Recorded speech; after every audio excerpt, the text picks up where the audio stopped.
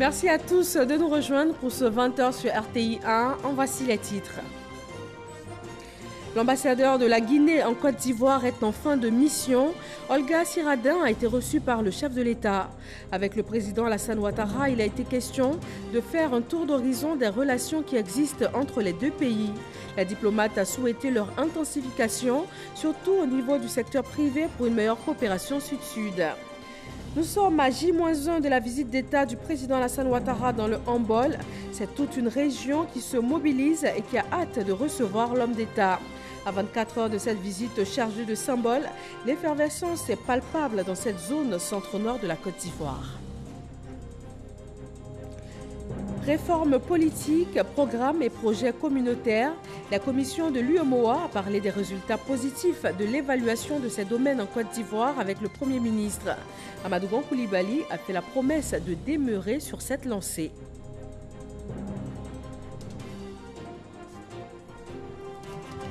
Et puis au Mali, 13 soldats de la force Barkhane sont morts dans une collision entre deux hélicoptères. Un accident qui s'est produit pendant une opération de combat contre des djihadistes. Bienvenue, bonsoir à tous. On démarre ce soir au Mali. 13 militaires français de la force Barkhane ont trouvé la mort suite à une collision accidentelle de deux hélicoptères. L'accident s'est produit lors d'une opération de combat contre des djihadistes. L'Élysée en a fait l'annonce ce mardi. Le nombre de soldats français morts au Mali passe de 23 à 36. Emmanuel Macron a salué la mémoire de ces militaires de l'armée de terre, 6 officiers, 6 sous-officiers et un caporal-chef. Nous vous donnons à présent lecture du télégramme officiel du président de la République adressé à son Excellence M. Emmanuel Macron, président de la République française. Monsieur le Président, c'est avec une grande tristesse que j'ai appris la collision entre deux hélicoptères de la force Barkhane le lundi 25 novembre 2019 lors d'une opération dans la région de Ménaka, dans le sud-est du Mali, qui a occasionné le décès de 13 militaires français. Dans ces moments de vive émotion, je voudrais, au nom du peuple et du gouvernement ivoirien, ainsi qu'en mon nom propre, présenter à votre Excellence, aux forces armées et au peuple français, de même qu'aux familles éplorées, mes sincères condoléances. Je salue la mémoire de ces valeureux soldats à qui je rends hommage pour leur sacrifice au service de la paix en Afrique et dans le monde. Dans cette épreuve, je voudrais vous renouveler ma profonde compassion et la solidarité du peuple ivoirien dans la lutte que vous menez contre le terrorisme et l'extrémisme violent. Haute considération, Alassane Ouattara, président de la République de Côte d'Ivoire. Aujourd'hui, mardi, le chef de l'État a reçu l'ambassadeur de la Guinée en fin de mission en terre ivoirienne. La diplomate guinéenne Olga Siradin s'est félicitée du niveau des relations qui unissent son pays à la Côte d'Ivoire. Chéram Kofi Aboula. Diplomate guinéenne, elle répond au nom de Olga Siradin. Elle et le président de la République, Alassane Ouattara, ont échangé ce mardi au palais présidentiel. Olga Siradin dit être venue rencontrer le chef de l'État ivoirien pour lui adresser ses civilités relativement à la fin de sa mission en Côte d'Ivoire. Et c'est l'occasion pour la diplomate guinéenne d'indiquer que la promotion des relations bilatérales exemplaires sous la houlette des deux chefs d'État, Alpha Condé et Alassane Ouattara, reste de mise. La République de Guinée et la République de Côte d'Ivoire entretiennent d'excellentes relations de fraternité, d'amitié et de coopération. Au-delà de ces relations, nous devons ensemble nous battre pour renforcer davantage la coopération, surtout au niveau du secteur privé. Nous pouvons nous mettre ensemble dans la coopération sud-sud et avoir des entrepreneurs champions de la CEDEAO et pour rentrer de plein pied dans la zone de libre-échange du continent africain pour améliorer davantage les conditions de vie de nos populations. Olga Siradin a exercé en Côte d'Ivoire pendant environ 7 ans. Sa prise de fonction dans le cadre de sa mission diplomatique sur le sol ivoirien remonte à l'année 2012. On s'intéresse au domaine des finances avec le manuel des finances publiques, l'ouvrage que vient de publier l'inspecteur général d'État Théophile Awa Ndoli. Dans le viseur, permettre aux acteurs du secteur de mieux appréhender l'environnement des finances publiques et cela dans un cadre pratique et plus opérationnel. Alexis Ouedraogo. Manuel des finances publiques, voilà l'ouvrage présenté ce lundi par l'inspecteur général d'État Théophile Awa Ndoli. Au fil des pages se dévoilent les termes chers à la finance publique ivoirienne. Je suis professeur, entre autres, de finances publiques. Donc j'enseigne dans certaines universités ici. Et je me suis rendu compte qu'il n'y a pas d'ouvrage sur nos finances publiques. Il y a bien sûr beaucoup d'ouvrages sur les finances publiques, mais les finances publiques françaises, européennes, etc. Mais en Afrique, il n'y en a pas. Or, il y a quand même des spécificités. Donc c'est un peu ça qui m'a guidé à faire cet ouvrage qui tient compte du dispositif de lui et moi, qui tient compte de nos spécificités, des particularités dans nos finances publiques. En tant qu'enseignant, je fais toujours l'effort de dire des choses que tout le monde peut comprendre. Donc je l'ai écrit aussi d'une manière à ce que tout le public puisse comprendre la finance publique. Venus nombreux prendre part à cette dédicace, présidents d'institutions, ministres, généraux, étudiants, avec à leur tête le vice-président de la République, Daniel Kablon-Duncan, par ailleurs auteur de la préface de l'œuvre. C'est l'occasion pour moi de féliciter M. l'inspecteur général d'État pour avoir mis à la disposition du public ce manuel de finances publiques qui se présente comme un véritable bréviaire dans le domaine au bénéfice surtout des étudiants qui trouvent ainsi matière à renforcer leurs connaissances par un ouvrage consacré surtout aux finances publiques des pays de l'espace UEMOA, comme il a eu à le souligner lui-même tout à l'heure. Cet ouvrage fait une analyse profonde des questions au cœur de la nouvelle gestion publique, ce qu'on appelle « the new public management ». Manuel des finances publiques se veut outil au service de la bonne gouvernance. Et ce domaine des finances publiques a connu plusieurs réformes en Côte d'Ivoire. Elles ont été passées en revue comme plusieurs autres avec le gouvernement. Les résultats de l'évaluation de la mise en œuvre effective de ces réformes, politiques, programmes et aussi projets communautaires, la commission de l'UEMOA est allée rendre compte ce mardi au Premier ministre. Lancine Bakayoko. Cette 5e revue annuelle a visité 113 tests communautaires répartis sur 3 grands domaines, à savoir la gouvernance et les convergences macroéconomiques, le marché commun et les politiques sectorielles. Dans ce mémorandum remis au Premier ministre Amadou Gon Coulibaly, la commission de l'UEMOA observe que la Côte d'Ivoire a été un très bon élève. La Côte d'Ivoire a enregistré un taux très satisfaisant de transposition et d'application des textes de l'Union à hauteur de 80%, contre 69% en 2018, soit une progression sensible de 11 points, la meilleure progression annuelle au niveau de notre Union. Ce taux de transposition de 80% correspond à une centaine de textes. Malgré ces résultats encourageants, d'importantes réformes restent à être engagées, notamment celles liées au régime financier des collectivités territoriales.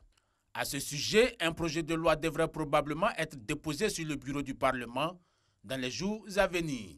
De belles performances que le gouvernement entend poursuivre. Je voudrais me réjouir des résultats que nous avons obtenus. Nous avons pris l'engagement de respecter notre engagement au niveau du Fonds monétaire et au niveau de la Commission elle-même, qui est que le déficit budgétaire pour l'année 2019 de la Côte d'Ivoire devrait s'établir à 3% au maximum cette année. Selon le Premier ministre, tous ces engagements pris vont être respectés.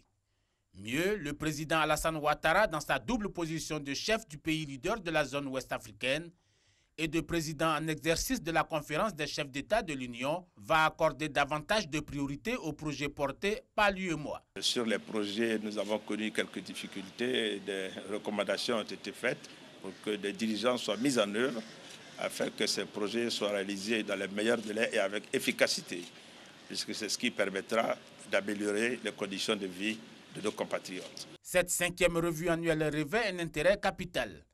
Elle intervient au moment du 25e anniversaire de l'UEMOA, mais surtout à quelques mois des échéances butoirs du pacte de convergence, de croissance, de solidarité et de progrès. Je vous propose maintenant de prendre la direction de la commune de Port-Bouët. Le Sahara 2019 est à son 5e jour. Le ministre d'État, ministre de la Défense, y a rendu visite aux exposants. Ahmed Bakayoko s'est dit satisfait de la bonne tenue de cet événement qui concourt une fois de plus au rayonnement de la Côte d'Ivoire. Jean-Luc Mangbo. Il n'a pas voulu se laisser compter cette 5e édition du Salon international de l'agriculture et des ressources animales. Le ministre d'État, ministre de la Défense, est venu lui-même s'imprégner de l'ambiance de cet événement qui fait désormais la fierté de la Côte d'Ivoire. Ahmed Bakayoko a pu surtout apprécier la qualité des produits exposés, certains issus de la transformation de nos matières premières, d'autres en provenance de la sous-région. Je trouve que c'est une très belle exposition. Je veux féliciter mon collègue, le ministre Adjoumani. On voit que chaque année, le Sahara gagne en maturité, en notoriété. Il y a plus de délégations et ça montre aussi la vitalité de la Côte d'Ivoire. En tout cas, je suis très fier de ce que j'ai vu aujourd'hui. Bravo à tous. Cette visite s'est tenue dans une ambiance bon enfant, avec notamment comme guide le ministre de l'Agriculture et du Développement rural, cheville ouvrière de cette 5e édition du Sahara.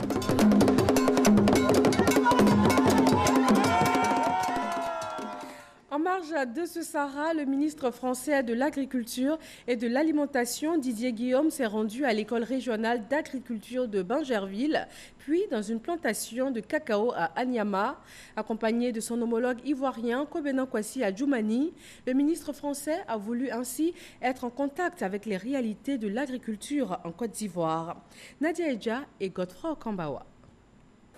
La France, pays à l'honneur de cette 5e édition du Salon de l'agriculture et des ressources animales Sahara. Et pour comprendre l'agriculture, quoi de mieux qu'une immersion sur le terrain? Guidé par son homologue ivoirien Adjoumani Kwasi, Didier Guillaume, ministre français de l'Agriculture et de l'Alimentation, a entrepris une visite. Première escale, l'école régionale d'agriculture du sud de Bingerville. À cette étape, il était question de formation et de transfert de techniques culturales. Sans la formation, sans la recherche, sans l'innovation, sans le développement, il n'y aura pas d'agriculture résiliente, il n'y aura pas d'agriculture durable. Chers étudiants, combien la France est fière de cheminer à vos côtés, d'échanger, de co-construire, de co-produire des programmes qui feront que demain, en France, comme en Côte d'Ivoire, nous serons fiers de notre jeunesse. Parce que cette jeunesse sera formée. Puis la délégation s'est rendue dans une plantation cacaoyère à Anyama.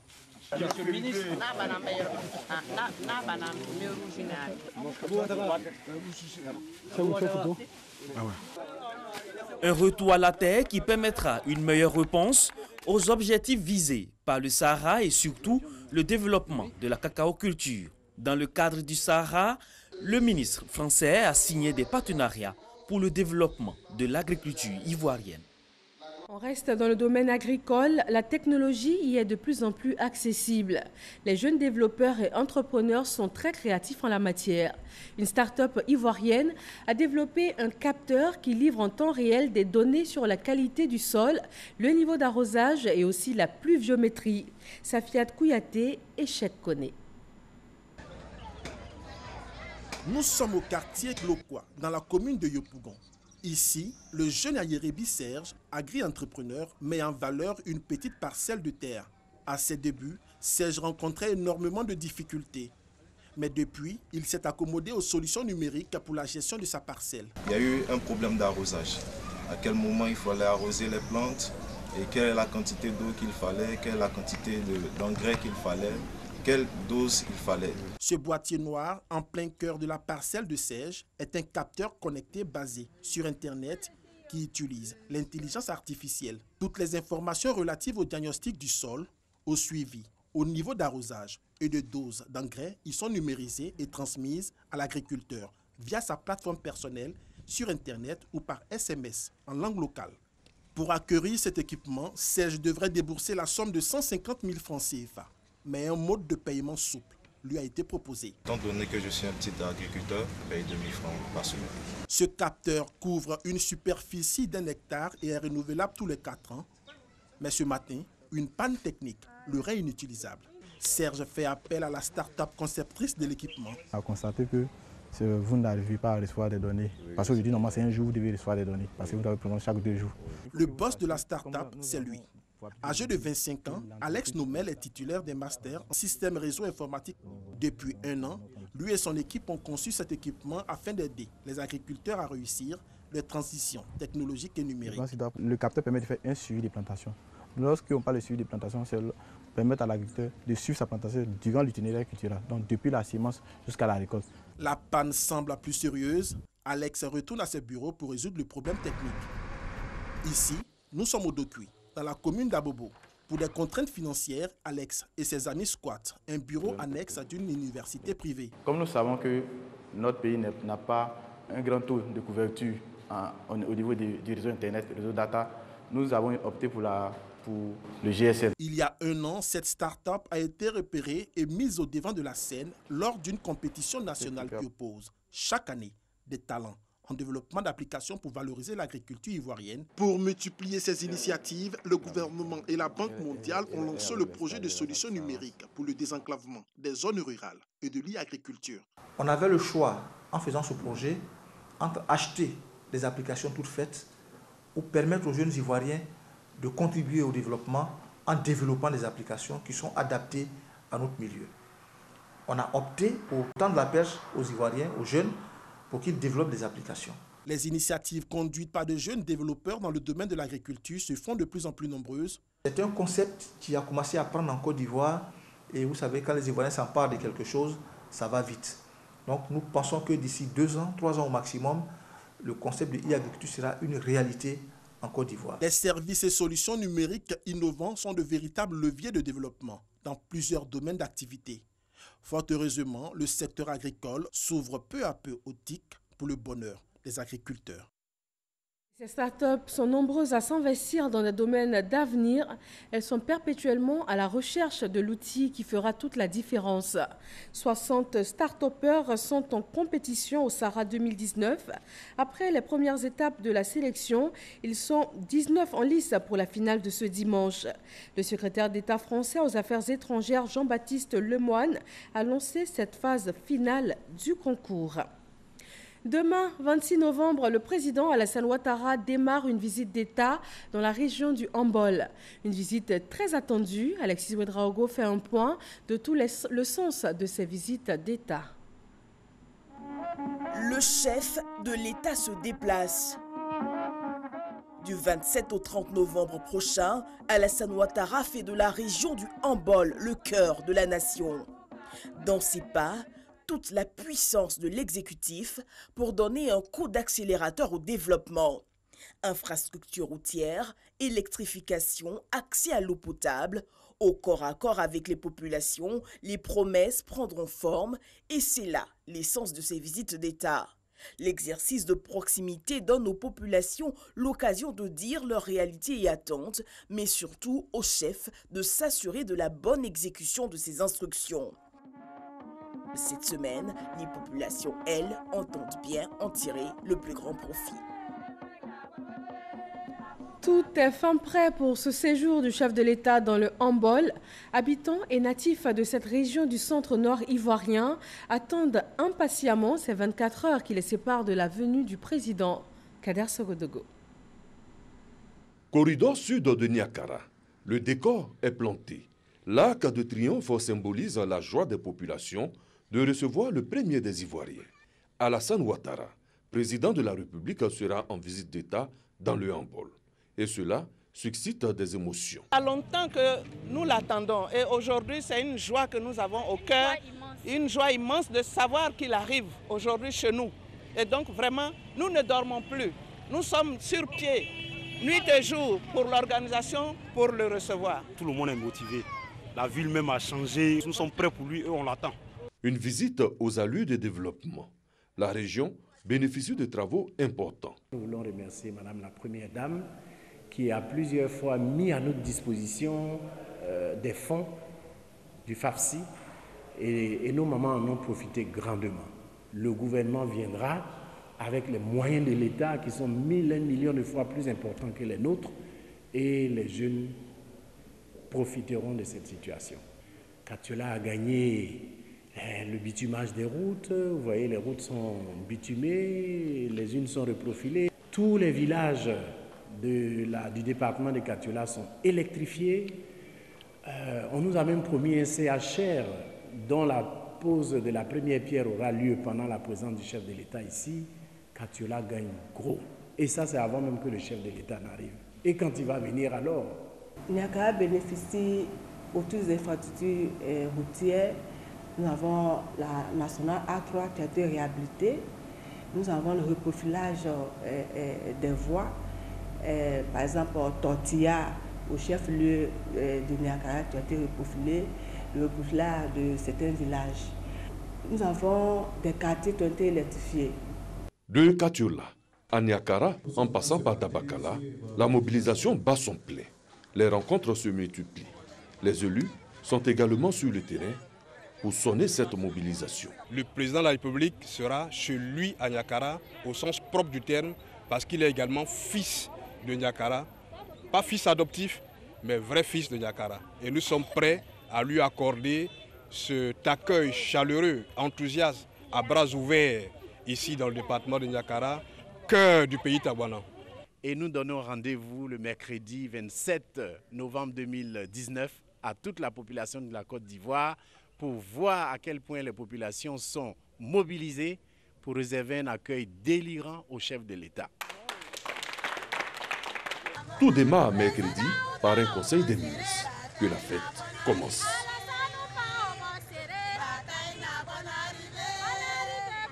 Dès demain, vous pourrez suivre sur les antennes de la RTI les temps forts de cette visite d'État dans le handball.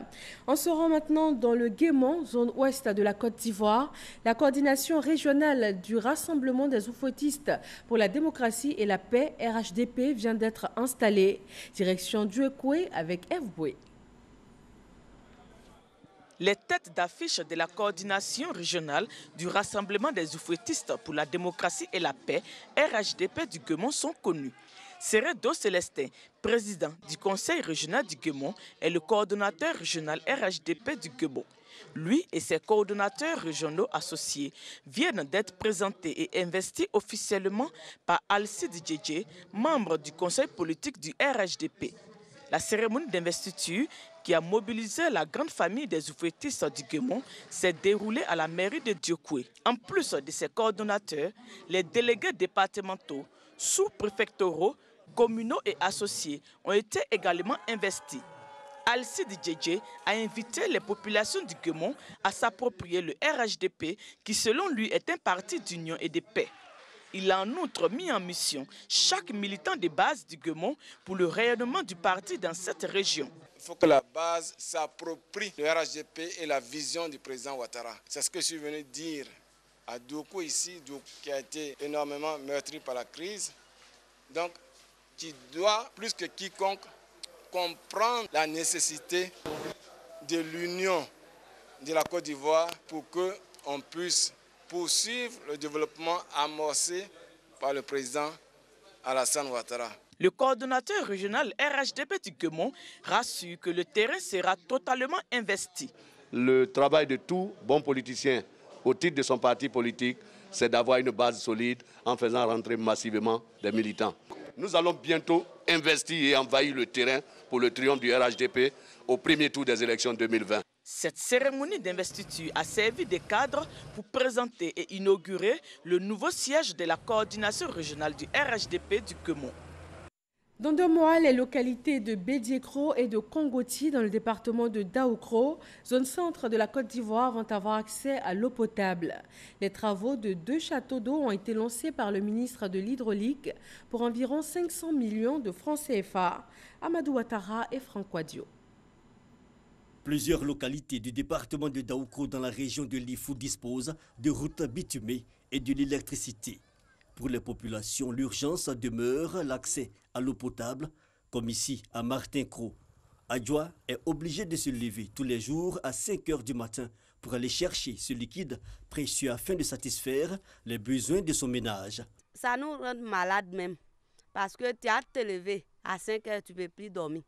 Un peu du temps, tu te lèves encore, tu t'en encore. Ça nous fatigue trop. Bédiékro, situé à 35 km de Daoukro. Toutes les couches sociales sont donc impliquées dans la collecte de l'eau. Ici, il s'agit de transformer le système d'hydraulique villageoise amélioré HVA déjà existant en système hydraulique urbain HU. Auparavant, le village de Bédiékro était desservi par un petit système d'adduction en eau potable. Mais avec la présence des villages qui sont aux alentours, il y a l'eau qui ne pouvait plus arriver à certains endroits. Ces endroits étaient plus hauts que même la hauteur du château. Le ministre de l'Hydraulique, Laurent Tchagba, a procédé à la relance des travaux d'un château d'eau de 50 mètres cubes sur 12 mètres de hauteur. Avant l'arrêt des travaux du château de Bédiékro, l'État avait déjà investi plus de 170 millions de francs CFA. Un nouvel investissement sera l'occasion d'expérimenter le système multivillage. Il permettra de résoudre le manque d'eau dans plusieurs villages et campements environnants. En plus de Bédiékro, Martinko, Akakro et Adjekro sont les bénéficiaires directs. Un soulagement, nous verrons désormais notre soif étanchée. On soutiendra la réalisation des travaux. Après Bédiékro, le ministre de l'Hydraulique met le cap sur Kongoti, situé à 10 km de Daoukro. Ici également, le ministre lance les travaux de raccordement de Kongoti au village d'Anoumabo. Ce château d'eau était raccordé à un forage de plus de 10 mètres cubes. Le débit a chuté à 3 mètres cubes, ce qui ne permet plus au château d'eau d'avoir suffisamment de la ressource pour donner de l'eau potable aux populations de Kongoti. Et j'ai fait le compte rendu au Premier ministre et au Président de la République. Et de la même façon qu'ils ont réagi pour que rapidement les choses soient faites pour résoudre le problème d'alimentation en eau potable à Bédiékro, ils ont demandé à ce que je fasse tout pour que le problème de la desserte en eau potable à Kongoti soit rétabli rapidement. Les populations de Kwasi-Diatekro et de Asueti placent aussi beaucoup d'espoir en ces différents travaux d'adduction en eau potable. Le chef du village, je dirais qu'il va bien dormir parce que la population ne viendra plus pleurer à ses pieds en demandant de l'eau. Cette mission de terrain du ministre de l'Hydraulique à Bédiékro et à Kongoti dans le département de Daoukro s'inscrit dans le cadre du programme Eau pour tous. Le gouvernement s'est engagé à investir dans ces deux localités environ 500 millions de francs CFA afin d'améliorer le quotidien des populations. Et ces infrastructures sociales, il en est question au forum Corée-Afrique du Sud qui se tient à Abidjan. Cette rencontre d'affaires voit la participation active de pays comme le Ghana et le Nigeria. Elle devrait permettre de développer une coopération stratégique et un partenariat gagnant-gagnant entre la Corée du Sud et la sous-région, notamment en matière d'équipement. Lansine Bakayoko. À travers cette rencontre d'affaires, la Corée du Sud envisage de donner davantage de vigueur à sa coopération économique avec l'Afrique de l'Ouest, principalement en matière d'infrastructure. Abidjan, où la rencontre se tient, a été choisi pour être le pont entre les deux mondes. Porte d'entrée de la sous-région, la Côte d'Ivoire présente un véritable potentiel avec ses matières premières disponibles, ses infrastructures avancées et surtout les efforts accomplis en matière de climat des affaires. La Côte d'Ivoire a désormais besoin de parcourir la transformation structurelle de son économie par accélération de l'industrialisation et le développement du secteur privé.